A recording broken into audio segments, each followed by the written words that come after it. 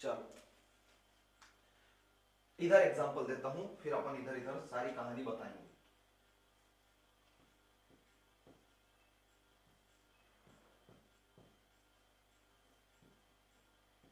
इन दोनों पार्टीज के बीच में एक एग्रीमेंट होता है।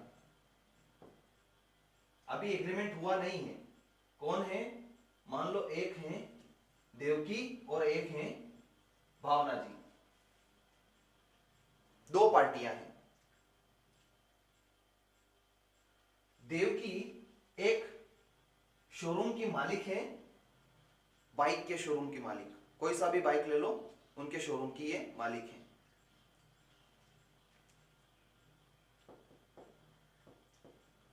शोरूम मालिक।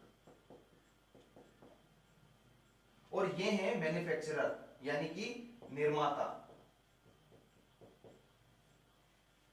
किस बात के निर्माता? बाइक वाइक बनती है इनके यहां पर, भावना जी। तो देवकी को बाइक बेचने के लिए बाइक चाहिए। बाइक चाहिए तो ये बाइक आगे से लेकर आएंगी। अगर ये बाइक आगे से लेकर आ रही है तो इन्होंने एक एग्रीमेंट करने की कोशिश करी।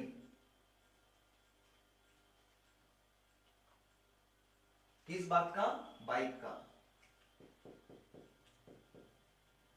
बाइक के संबंध में इन्होंने एग्रीमेंट करने की कोशिश करी। हम ये सब कहां पढ़ रहे हैं?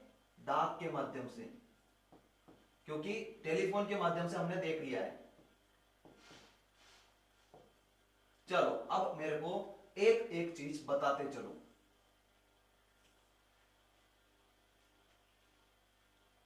सबसे पहला कदम क्या होगा, क्या करना पड़ेगा?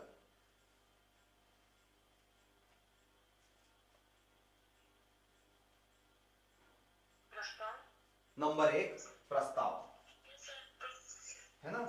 बहुत बढ़िया, एक सेकेंड रुको। नंबर एक, प्रस्ताव। कौन करेगा? प्रस्तावक यानी देवकी करेंगी।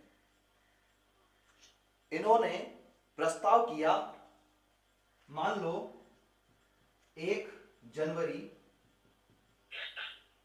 2025 को। 1 जनवरी 2025 को कैसे किया? कैसे किया बताओ? डाक द्वारा। तो क्या 1 जनवरी को ही भावना को मिल गया क्या वो प्रस्ताव? नहीं मिला। कब तक मिला? मान लो 4 दिन में मिला या 5 दिन में मिला। तो दूसरी स्टेप क्या हुआ?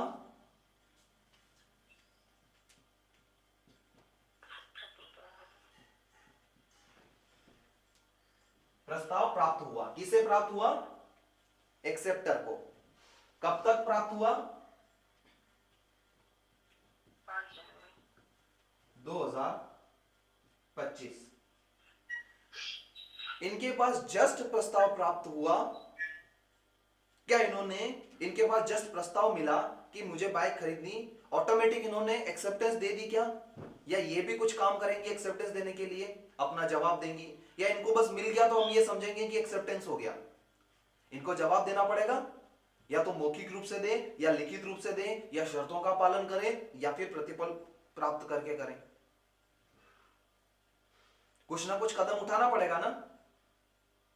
मान लो इन्होंने प्रस्ताव मिल तो गया इनको 5 तारीख को, मान लो इन्होंने उस प्रस्ताव पर अपनी स्वीकृति दी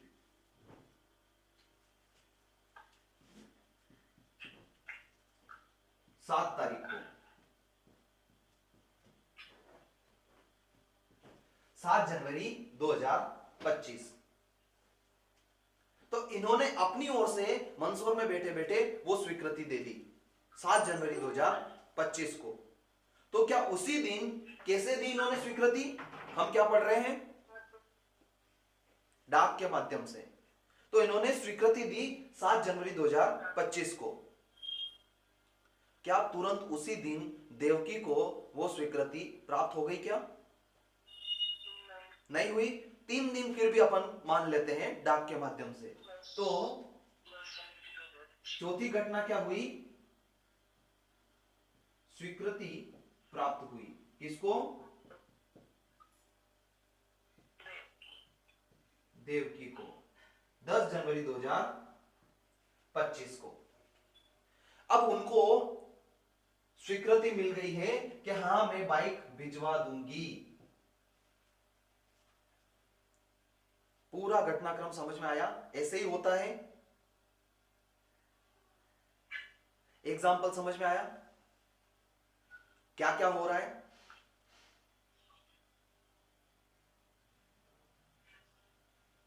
क्या क्या हो रहा है?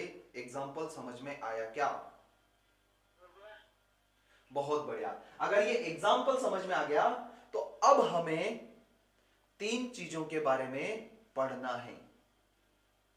प्रस्ताव की सूचना कब कंप्लीट होती है, यही तो पढ़ रहे हैं अपन। यानी इसमें प्रस्ताव किसने किया? देवकी ने किया भावना जी को। प्रस्ताव की सूचना कब कंप्लीट होगी ये हमें देखना है। ये एग्जाम्पल मैंने डेट वाइज इसीलिए लिखा है कि कब हमें यह पता चलेगा कि ये यहां पर कंप्लीट हो चुका है। फिर जब वो हो गया तो प्रतिग्रहण की संसूचना कब कंप्लीट होगी, और फिर वो हो गया तो उसके बाद बचता है तीसरा कि क्या कोई व्यक्ति प्रतिसंहरण भी कर सकता है क्या, मतलब वापस अपनी बात से पीछे भी हट सकता है क्या, और अगर वो हट सकता है तो वो कब तक हट सकता है। इसके संबंध में हमें पढ़ना है पूरे डिटेल में सेक्शन 4 और 5। अब हम एक एक करके पढ़ेंगे। ये एग्जाम्पल समझ में आया पूरा क्या हो रहा है घटनाक्रम? पूरा एग्जाम्पल समझ में आया? फिर हम आगे बढ़ते हैं। एक सेकंड रुकना।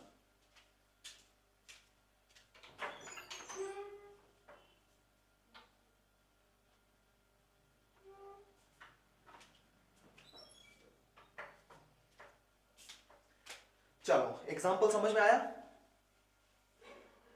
आगे बढ़े। अब हमें क्या देखना है? सेक्शन 4 और सेक्शन 5 ये पूरा हमें एक साथ देखना है। क्यों एक साथ देखना है? क्योंकि ये तीन चीजों के बारे में बात कर रहा है। एक, दो और ये तीसरा। क्या बात कर रहा है? प्रस्ताव की संसूचना और बाकी दूसरे अपन आगे देखते हैं। मेरे को ये बताओ। हाँ एग्जाम्पल भी लिखे क्या? कहां पर? अभी आपको समझने के लिए है। जब एक बार समझ में आ जाए तो आप, लेकिन अभी नोट डाउन करो ताकि जीवन भर ये आपको याद रहे, नहीं तो भूल जाओगे। क्योंकि अभी बहुत कंफ्यूजन आने वाला है। मैं आपको 3-3 बार भी पूछूंगा ना तो आपको सोच सोच के बताना पड़ेगा कि क्या है। इसलिए ये एग्जाम्पल समझना है और लिखना है। एग्जाम में नहीं लिखना है लेकिन अपनी समझ के लिए लिखना है, क्योंकि ये सेक्शन 4 और 5 को लाइफ टाइम आपको समझाने के लिए काम आएगा। इसमें ये डेट बड़ी इंपॉर्टेंट है।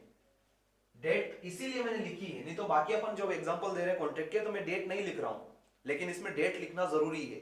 क्योंकि कब किसके खिलाफ संसूचना पहुंच गई वो हमें समझना है। तो सबसे पहले हमें समझना है कि जब भी कोई प्रस्ताव किया जाता है तो उसकी संसूचना कब कंप्लीट होती है। ये हमारे सामने क्वेश्चन है। हमारे सामने 3 क्वेश्चन है। 3 क्वेश्चन है। क्या क्वेश्चन है?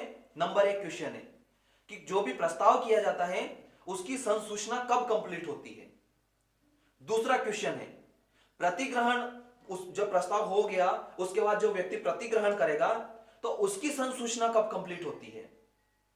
और तीसरा क्वेश्चन है अगर दोनों पक्षकार में से किसी भी पक्षकार के द्वारा अगर अपने प्रस्ताव या प्रतिग्रहण को वापस लिया जाता है, यानी उसका प्रतिसंहरण किया जाता है, तो उसकी संसूचना कब कंप्लीट होती है।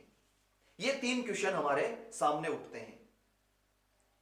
इन तीनों क्वेश्चन का जवाब देता है सेक्शन 4 और 5। इतनी बात समझ में आ गई हो तो हम पहले कदम पर आगे बढ़ते हैं। क्या बोल रहा है पहला कदम? कि जब यह प्रस्ताव हो रहा है, हमने ये एग्जाम्पल देखा, जब यह प्रस्ताव हो रहा है तब इस प्रस्ताव की संसूचना कब कंप्लीट होगी। हमारे एग्जाम्पल में देख करके बताओ कि इस प्रस्ताव की संसूचना कब कंप्लीट हो रही है। सर 5 जनवरी 2000। 5 जनवरी 2025 को। बहुत बढ़िया, ये बात अपने को पता चल रही है, ये बात हमको पता चल रही है सेक्शन 4 से। क्योंकि सेक्शन 4 हमको क्या बता रहा है कि जिस व्यक्ति से प्रस्ताव किया गया,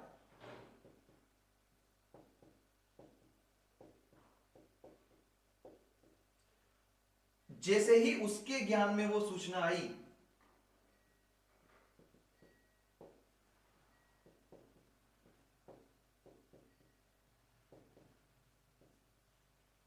उसके ज्ञान में वो प्रस्ताव आया, तो प्रस्ताव की संसूचना कंप्लीट हो जाएगी। तो अपने एग्जाम्पल में वो डेट क्या है?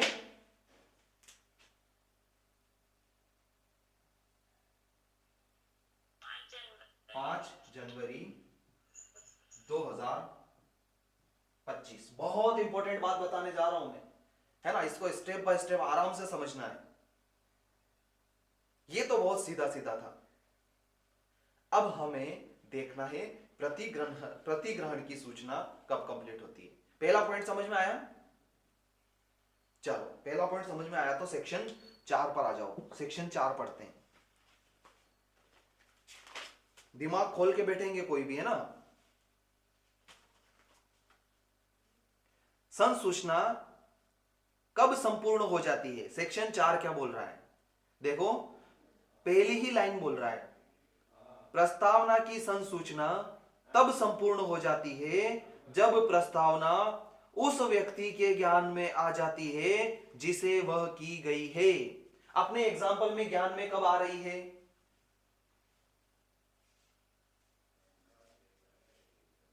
बताओ। अपने एग्जाम्पल में 5 जनवरी को आ रही है ना। देखो, ये प्रस्ताव उसने किया कब, इसीलिए मैंने बोला था कि प्रस्ताव किया कब, 1 जनवरी को। लेकिन उससे कोई मतलब नहीं है, उससे कोई मतलब नहीं है।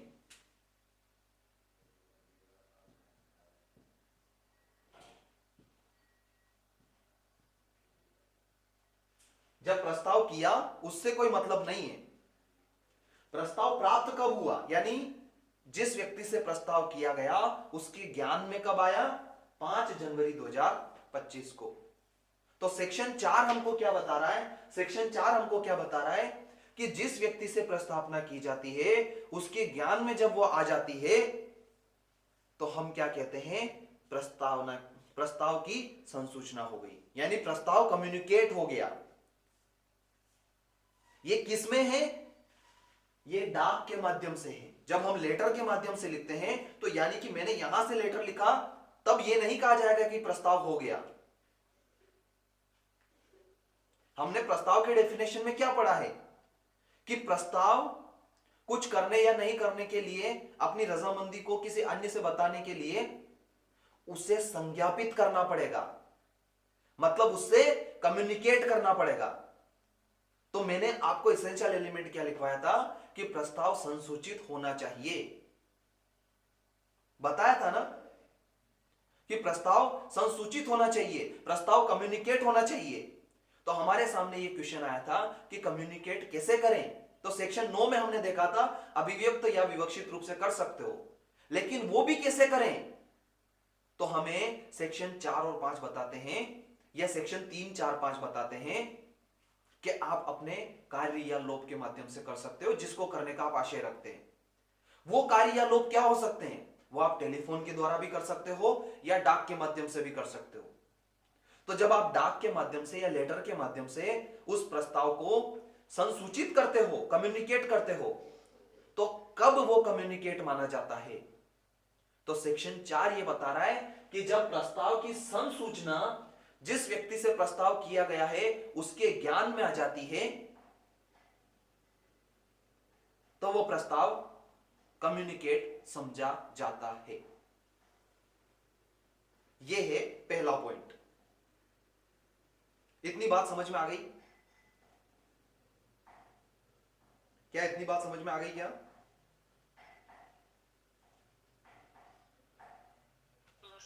बहुत बढ़िया, बहुत बढ़िया, बहुत बढ़िया। पहला पॉइंट आपका क्लियर है, यानी प्रस्ताव की संसूचना कंप्लीट। अब हमें समझना है प्रतिग्रहण की संसूचना कैसे की जाती है, इस पर आ जाओ।